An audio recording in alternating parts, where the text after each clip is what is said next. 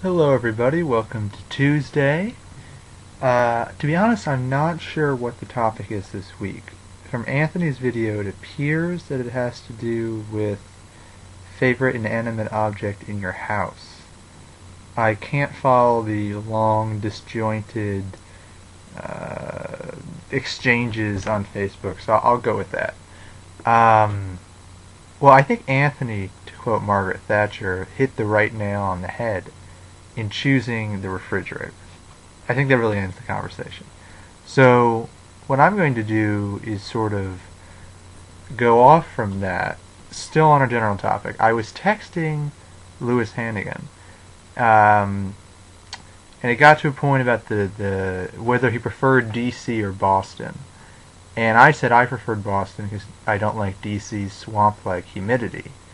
And indeed, Lewis is generally on the same page, and I said, you must be glad to be in Boston because you're avoiding St. Louis's 106-degree heat, which I think they had for like a year, 3 weeks straight, it seemed like. So brutal summers. And he said, yes, but my siblings were not so likely. My parents were not so lucky because we don't have AC as a matter of principle. And I asked, was that an environmental or a cultural principle? This was his response. Both. We are very environmentally conscious in many ways. We won't use the dryer during the summer and try to ride or walk when we can. It's also cultural. My family's lived in St. Louis for 170 years, which may be longer than Danny's family's lived in New Orleans, I'm not sure. They never had air conditioning, and they not only lived but accomplished remarkable things in both local and national politics. His family has ties to the Roosevelt administration. And that's right, he's a dirty liberal.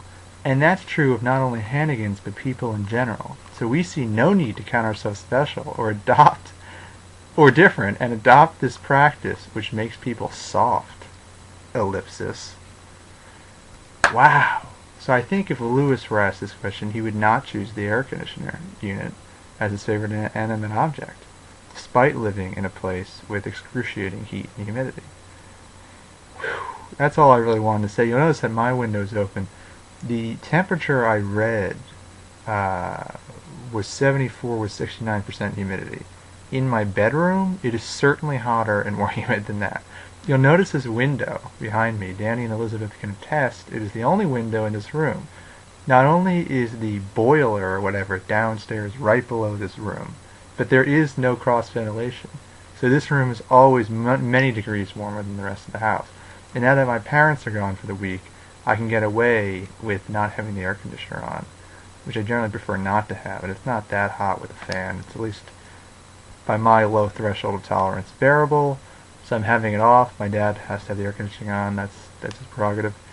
But this room is the absolute worst room in the house. The lack of cross ventilation. I think if you have cross ventilation, you don't need the air conditioning nearly as badly, at least in this part of the country. For Lewis's family in St. Louis, that is an act of incredible will and principle and character, and I have in fact suggested to him, as the new commentary editor, that he write a piece for the commentary section about why you should abstain from air conditioners.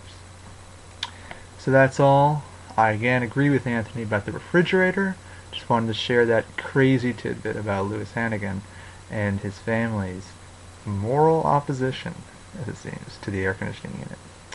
Well, I hope you had a good Tuesday. Take care. Bye.